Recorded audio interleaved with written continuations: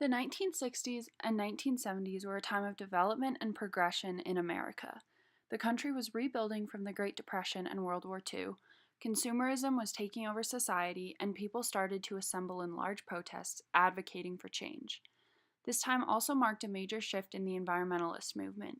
People adjusted their priorities from focusing mainly on preservation of resources to acknowledging broader environmental problems, respecting nature's beauty as it is, and understanding the relationship between society and the environment.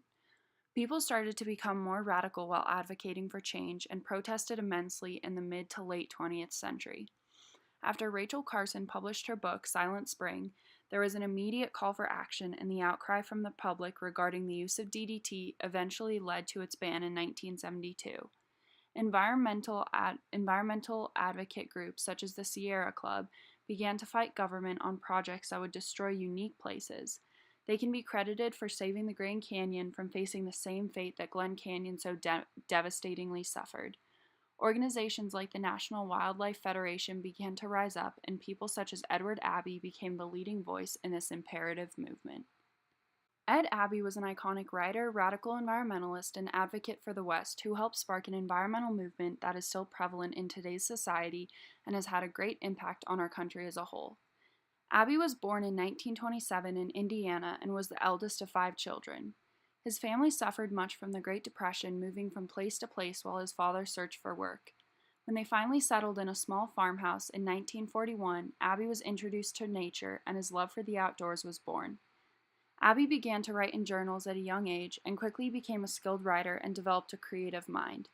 This later propelled him towards a writing career, allowing him to become one of the most influential environmentalists of the late 20th century. His perspective was greatly broadened when he took a summer trip hitchhiking across the country, passing through Seattle, Yellowstone National Park, San Francisco, and eventually arriving in the Southwest Desert. Abbey developed a great love for the western deserts, and it held a special place in his heart for the rest of his life. When Abbey arrived home, he wrote about his journey and his deep respect and amazement of the canyon country. He would return many years later, working as a ranger in Arches National Park, writing about his experiences, which would later be turned into a book that transformed America's thoughts on the canyon country and supported an environmentalist revolution. Desert Solitaire is a Bible of the American West, a must-read for all environmentalists and one of the most enduring contemporary nature books of American literature. Abbey tackles the evils of industrial tourism and the importance of protecting and exploring places like Arches without letting it be exposed to mass amounts of people and automobiles. He does this while documenting his experience of living in isolation in Arches while working as a park ranger for 3 seasons.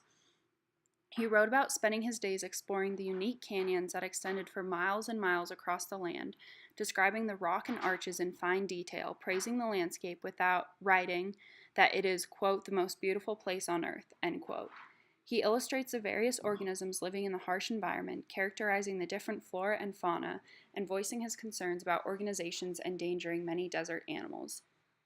He includes accounts of various adventures, such as spending a week in Havasu, exploring the maze and arches, searching for a dead tourist, and rafting the astonishing Glen Canyon that is now covered by Lake Powell. At the end of his book, Abbey discusses how people are destroying the environment because of greed and ignorance.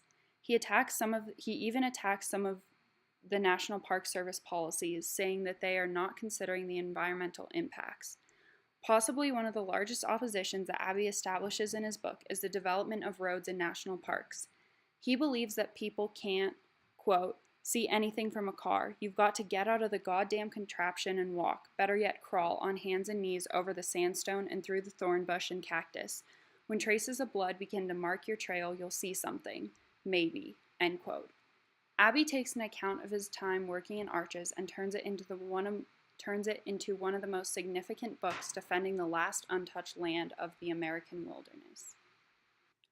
Desert Solitaire is a unique book that had a profound impact on the environmentalist movement. Although it was not a huge success right away, the public eventually began to notice the raw power that the book promoted, becoming a weapon to fight industrialism and advocate for the West.